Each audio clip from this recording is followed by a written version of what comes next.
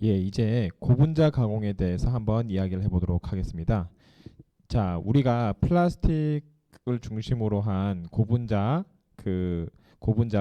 굉장히 그 플라스틱 산업에서 얼만큼 중요한 위치에서 활용이 되는지에 대해서 어, 잘 알아보았는데, 그러면은 이러한 고분자를 어떻게 가공하는지에 대해서 한번 이야기를 해보도록 하겠습니다. 자, 여기서 나타나 있는 그 배경 그림에 나타나 있는 고분자의 경우에는 여기서 보십시오. 그 굉장히 다양한 고분자가 있어요. 여기 보면 얘는 고분자 레진이고, 여기서 있는 그 고분자, 이제 플라스틱의 원료가 되는 고분자 레진을 가지고 얘를 이제 우리가 다양한 제품을 만들어내는 거죠. 얘는 고분자 파이버.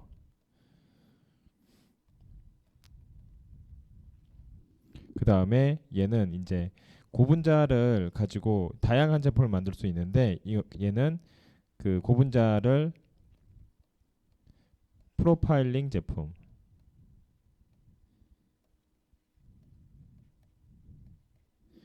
얘는 고분자 시트, 그러니까 플라스틱 시트 뭐 이런 거죠. 그 다음에 얘는 뭡니까? 얘는 고분자 필름, 얘는 튜브, 얘는 성형물, 얘는 이제 성형물로 해서 나온 애고요. 얘는 조금 다릅니다. 얘는 포밍을 통해서 나온 애예요. 포밍. 그 다음에 우리가 이제 굉장히 자주 접할 수 있는 페트병 같은 이러한 병들의 경우에는 블로잉이라는 것을 통해서 나옵니다. 블로잉. 그리고 이제 여기에 있는 굉장히 다양한 이제 제품들을 여기에서 이렇게 나열해 놓았습니다. 자, 여기서 이제 보는 것처럼 우리가 이제 플라스틱, 고분자 이런 애들을 굉장히 다양한 형태로 만들 수 있는 것을 알 수가 있는데, 여기에 있는 재료가 다 똑같다 하더라도 가공을 어떻게 하느냐에 따라서 얘네들의 형태가 다르고, 그리고 우리가 용도가 다르게 사용할 수 있다고 할 수가 있겠습니다. 자, 그러면 우리가 이제 본격적으로 가공에 대해서 한번 알아보도록 하겠습니다.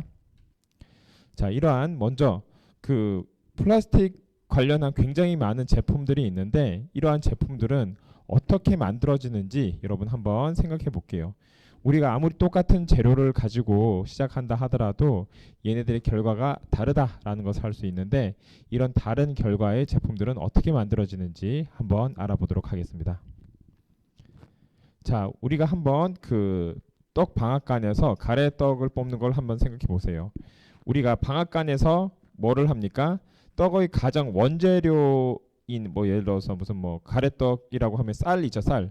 쌀을 얘네들을 이렇게 쪄서 쌀을 찐 다음에 쌀을 쪄서 얘를 이렇게 그러니까 우리가 쌀을 예를 들어서 여기에 있는 레진이라고 합시다. 레진.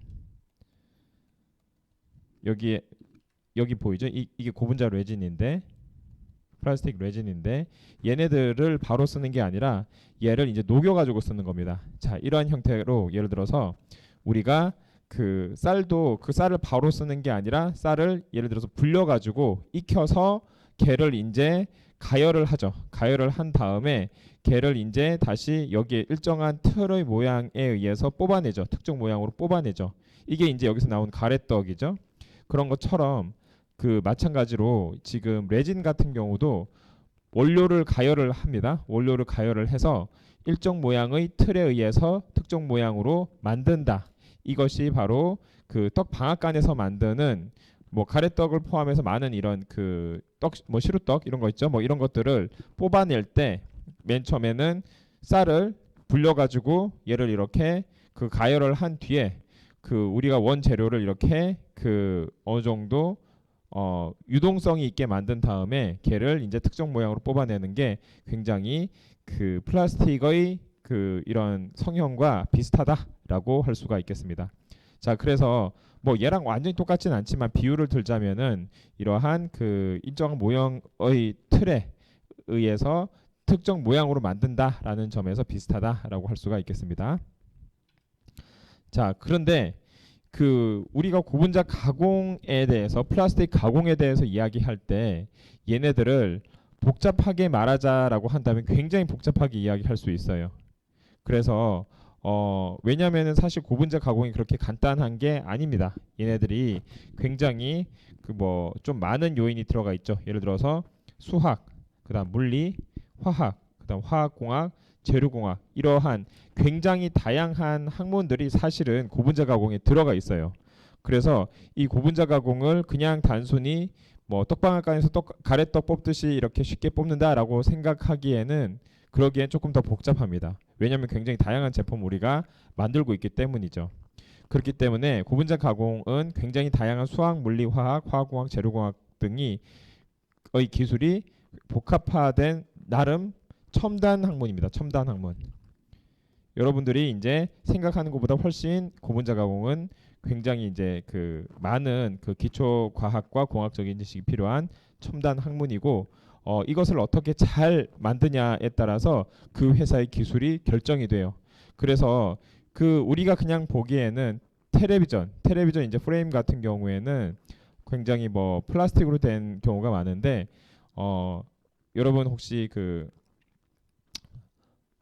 와인 잔처럼 생긴 TV가 있어요. 그 보르도 TV라고 해가지고 조금 이제 됐긴 했는데 한 10년 전 그 우리가 그 좀 약간 그 옛날에 나온 TV이긴 합니다. 하지만 중요한 거는 이러한 특정 모양으로 TV를 이렇게 뽑기가 그 쉽지가 않아요. 이런 그 성형을 해가지고 뽑기가 쉽지가 않은데 얘네들을 잘 성형해서 뽑는 기술이 굉장히 굉장히 좀 약간 그 오래됐긴 했지만은 굉장히 중요한 하이텍이었어요. 그렇기 때문에 이런 보르도 TV 같은 것을 그때 이제 그 S전자에서 만들었을 때는 가장 중요한 기술 중에 하나가 사실 보르도 TV는 그 평면 LCD TV이긴 한데 LCD 평면 기술도 중요하지만은 어떻게 하면은 얘네들을 이렇게 그 와인 잔 모양으로 잘 뽑을 수 있을까 하는 성형 기술이 굉장히 중요한 기술이었습니다. 그런 것만큼 우리가 생각하는 것보다 훨씬 많은 부분에서 사실은 그 가공 기술이 이용이 된다라고 할 수가 있겠습니다. 그런데 그 이러한 고분자 가공에 대해서 조금 더 이야기해 보도록 할게요. 자, 고분자 가공이 우리가 그 바로 직전에 이야기한 것은 수학, 뭐 과학 이런 다양한 학문이 고분자 가공과 관련되어 있다라고 했는데 그 우리가 이제 고분자 가공, 플라스틱 가공이라고 했을 때 얘네들이 뭐냐라고 한다면은 합성된 고분자를 필요한 형태의 우리가 이제 요구된 형태의 생산품으로 변환시키는 공정, 이것을 우리가 뭐라고 한다? 고분자 가공이다라고 이야기할 수가 있겠습니다. 여기에 관련된 중요 요인은 형상 구조의 조절을 하는 게 굉장히 중요하다. 그리고 결정 크기, 결정화도, 배향 이러한 요소들을 조절하는 게 굉장히 고분자 가공의 중요 요인이다라고 할 수가 있겠습니다. 자, 그래서 얘네들의 생산 형태는 섬유, 그 다음에 필름, 그리고 각종 성형품의 다양한 생산 형태를 가지고 있다라고 할 수가 있겠습니다. 자, 그렇다면은 여기에서 이제 고분자의 뭐 결정 크기, 결정화도, 배향 이러한 것들이 그 고분자 가공의 중요한 요소다라고 하는 것은 우선 여러분의 그 머릿속에 한번 넣어두고 가공 관련한 요소의 경우에는 얘네들이 그 각 이제 재료적인 면, 그 다음에 예를 들어 가공적인 면 이러한 다양한 측면이 있는데 먼저 하나하나씩 한번 알아보도록 하겠습니다. 재료적인 측면에서 가공 관련한 요소는 얘네들이 뭐 칩 형태를 이제 쓸 것이냐, 뭐 파우더를 쓸 것이냐, 비드를 쓸 것이냐, 믹스처를 쓸 것이냐 이러한 것들이 재료적인 측면이고요. 이제 컴파운딩이라는 것이 굉장히 고분자 가공에서 중요한 기술인데 컴파운딩이 뭐냐면은 A랑 B의 그 예를 들어서 그 고분자가 있다, 플라스틱이 있다라고 한다면은 A는 어떤 특성이 강하고 B는 뭐 다른 특성이 강해요. 그렇다면은 우리는 사실 제일 좋은 거는 예를 들어서 뭐 C라는 새로운 그 정말 독특한 특성을 가지는 고분자를 만드는 게 제일 좋죠. 그런데 사실 그렇게 만드는 게 쉽지가 않기 때문에 얘네들을 가장 쉽게 할 수 있는 것은 두 개를 그냥 더한 거죠.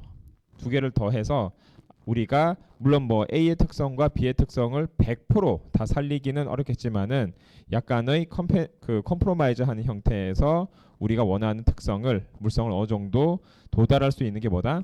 컴파운딩이다라고 할 수가 있겠습니다. 자, 그래서 이런 컴파운딩의 경우에는 해당하는 것들이 그 필요한 기술들이 멜팅, 그 다음에 디졸빙, 젤레이션, 디스펄전 이러한 것들이 컴파운딩에 중요하게 여겨지는 세부 기술이 되겠습니다.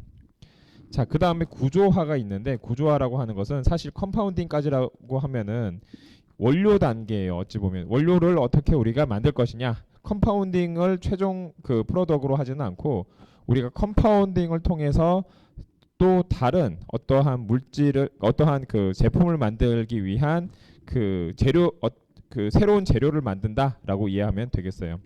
왜냐하면 그럼 두 개를 따로따로 넣으면 되지 않겠냐라고 하는데 실제로 고분자를 그 가공을 하다 보면은 플라스틱을 가공을 하다 보면은 얘네들을 따로따로 넣는 것보다는 일단 어떻게 해서든지 가공을 해서 소위 말하는 원칩을 만들어 가지고 그 컴파운딩을 통해서 원칩을 만들어서 가공하는 게 훨씬 더 유리합니다. 그렇기 때문에 컴파운딩 과정이 결국엔 나중에 다 때려 넣을 거면은 컴파운딩을 하는 게 좋지 않느냐라고 하는 게 사실은 좀 그 공정적인 측면에서는 맞지 않는 이야기이기 때문에 컴파운딩을 해서 컴파운딩 된 재료를 가지고 다시 이제 그 후단 공정에 들어가는 뭐 예를 들어서 뭐 사출, 압출 뭐 이러한 여러 가지 다양한 공정이 있는데 이러한 공정에 적용할 수가 있겠습니다.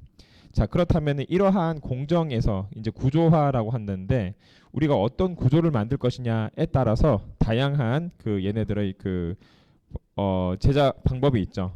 그래서 여기서 고려해야 할 요소는 멜팅, 얘가 몇 도에서 멜팅할 것이냐, 얘가 이제 솔루션 어떤 형태의 솔루션을 만들 것이냐, 그 다음에 젤 상태가 어떠냐, 그 다음 솔리드 스테이트일 경우에 어떠냐, 그럼 얘네들이 아모포스일 경우 어떠냐, 이러한 것들이 우리가 얘네들을 그 실제로 성형을 할 때 고려해야 되는 요소가 되겠습니다. 자, 그래서 최종 프로덕이 뭐냐라고 했을 때 우리가 고려해야 되는 것은 또는 고려해야 되는 것은 우리가 이제 어떠한 구조를 디자인을 했느냐, 그다음 얘네들의 오리엔테이션이 뭐냐, 그 다음에 그 그레인 스트럭처는 어떠냐, 이런 것들을 우리가 최종 그 프로덕에서 또 고려해야 하는 요소가 되겠습니다. 자, 그렇다면 이제 고분자 가공법에 대해서 한번 이야기를 해보도록 할게요. 자, 얘네들이 크게 재료에 따른 가공법, 그 다음에 구조 형상에 따른 가공법, 그 다음에 전 공정 또는 후공정 가공법, 이렇게 이제 세 가지를 여기서 이야기를 하고 있는데 먼저 재료에 따른 가공법에 대해서 이야기를 해보도록 할게요. 자, 여기서 보면은 크게 열 가소성 재료의 성형 방법, 열 경화성 재료의 성형 방법이 있는데 열 가소성 재료의 경우에는 얘네들이 그 우리가 열 가소성과 열 경화성의 차이는 뭐죠? 열 가소성은 열을 가했을 때 얘네가 그 말랑말랑해졌다가 다시 이제 그 녹여서 다시 쓸 수 있는 이러한 재료를 우리가 열 가소성이라고 하고, 열에 의해서 얘네가 얘네가 이제 말랑말랑해질 수 있는 애를 우리가 열 가소성 재료라고 하고, 열 경화성은 뭐냐면은 열에 의해서 얘네가 딱딱해지는 재료, 이러한 재료들은 다시 얘를 뭐 녹여가지고 할 수가 없어요. 그렇기 때문에 한번 성형을 하면은 그 다음부터는 얘네들이 딱 그 상태로 굳어진다. 자, 그렇다면 보통 열 가소성 재료와 열 경화성 재료의 경우에는 얘네들은 이제 그 가공 방법이 다르기 때문에 거기에 따라서, 그러니까 얘네들은 이제 열적인 특성이 다르기 때문에 거기에 따른 가공 방법도 좀 다르게 가야 되겠다. 자, 그래서 열 가소성 재료의 경우에는 일단 칩을 녹여가지고 얘를 이렇게 성형을 하는 거가 많기 때문에 뭐 압출, 사출, 중공, 진공, 카렌다, 압축, 회전, 파이브 튜브 제조, 이런 식으로 해서 굉장히 제조법이 많죠.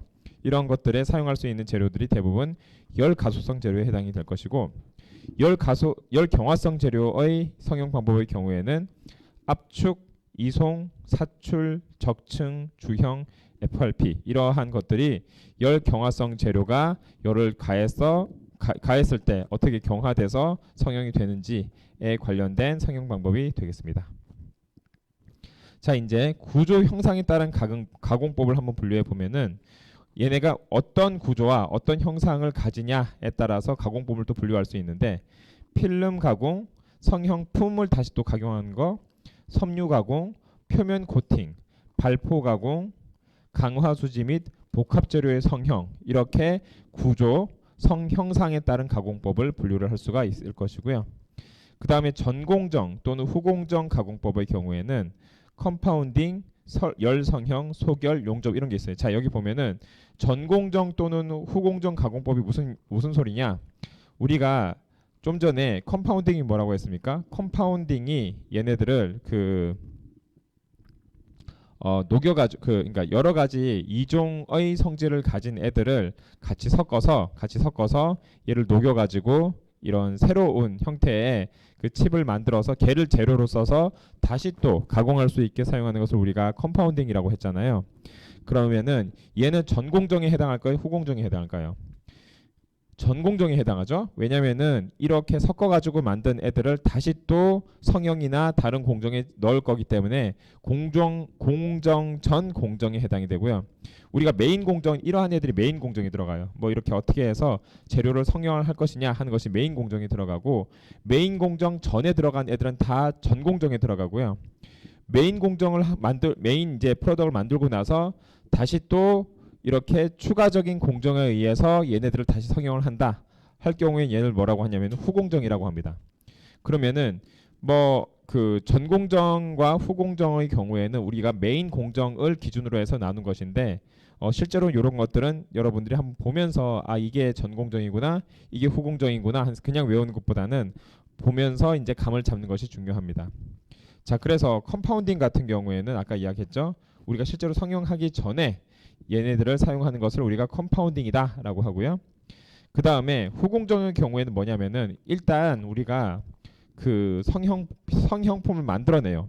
뭐 시트 형태의 성형품이든 아니면 뭐 사출 형태의 성형품이든 어떠한 그 일정 형태의 성형품을 만들어내고, 이러한 성형품을 만들어낸 뒤에 다시 얘를 그 공정을 통해서 다른 모양으로 다시 만드는 애들이 여기에 나타나 있는 열성형, 소결, 용접 이런 애들이에요. 열성형 같은 경우에는 대표적으로 어떤 시트 같은 것을 만든 뒤에 얘를 다시 이제 열을 가해 가지고, 특히 이제 열 가소성 재료에 해당하는 이야기죠. 열을 가해서 다시 말랑말랑하게 만든 뒤에 그거를 다시 또 어느 틀에다가 딱 집어넣어서 새로운 형태의 그 제품을 만들어내는 것을 우리가 열성형이다, 서머포밍이라고 이야기하고요.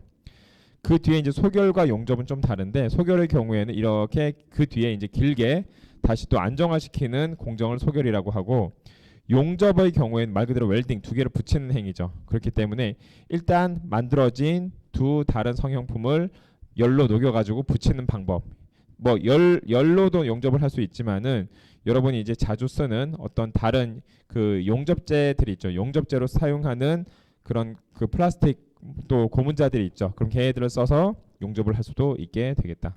자, 이러한 것들이 이제 고분자 가공법에서 크게 재료, 구조, 형상, 그 다음에 전공정, 후공정 가공법에 따른 고분자 가공법이 되겠습니다.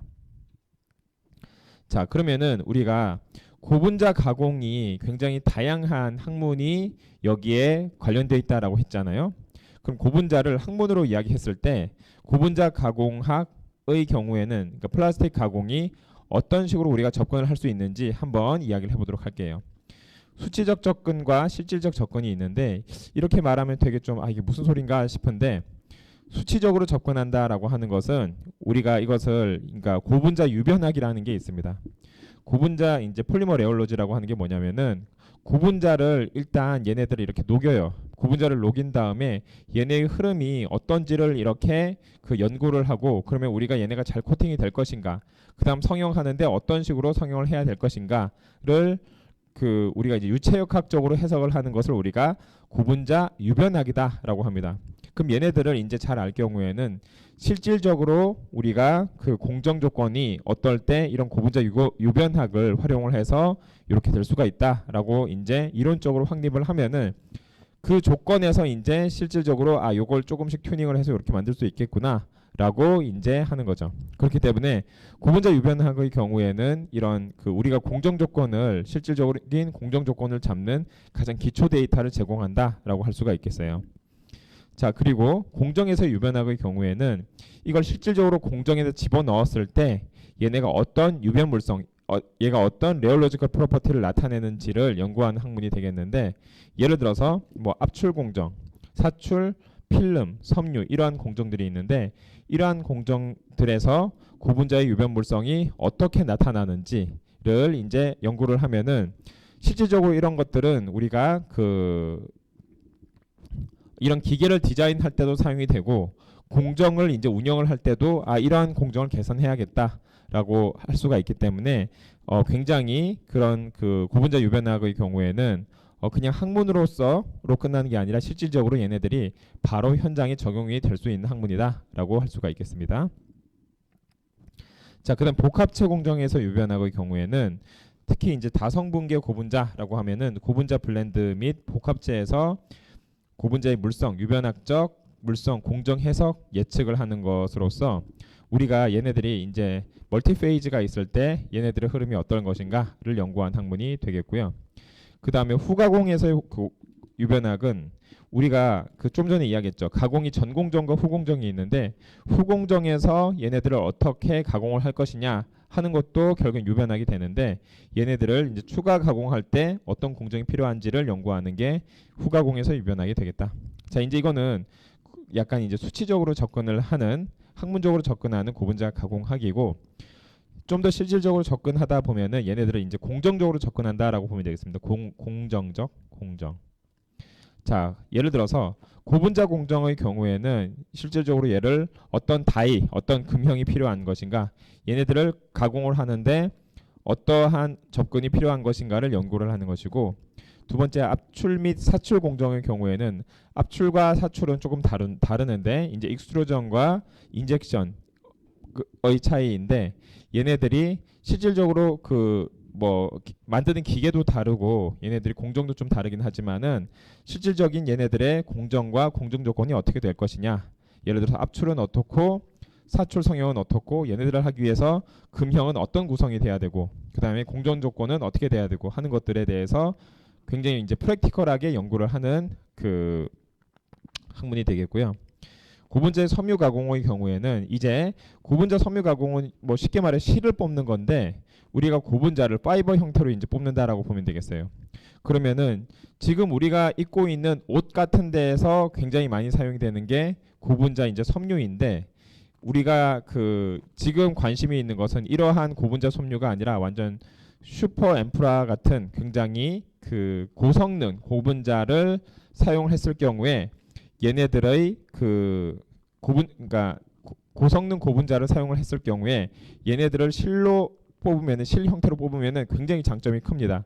그래서 최근에 다시 이 고분자 섬유 가공이 굉장히 크게 이제 각광을 받는 이유가 뭐냐면은 웨어러블 디바이스라든지 이러한 첨단 제품에 그런 고분자 섬유 가공을 통해서 적용된 제품을 쓸 수가 있어요.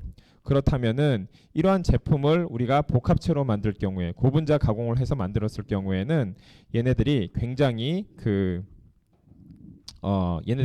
유용하기 때문에 우리가 고분자 가공을 단순히 고분자 그냥 실 뽑는 거로 생각할 게 아니라 얘를 복합체로 이제 뭔가 첨단 제품의 복합체로 만들었을 경우에 어떠한 특성을 나타내는지, 특별히 이제 이런 섬유로 뽑은 애들의 가장 큰 장점은 뭐다? 얘네들은 기계적인 안정성을 가지고 있다.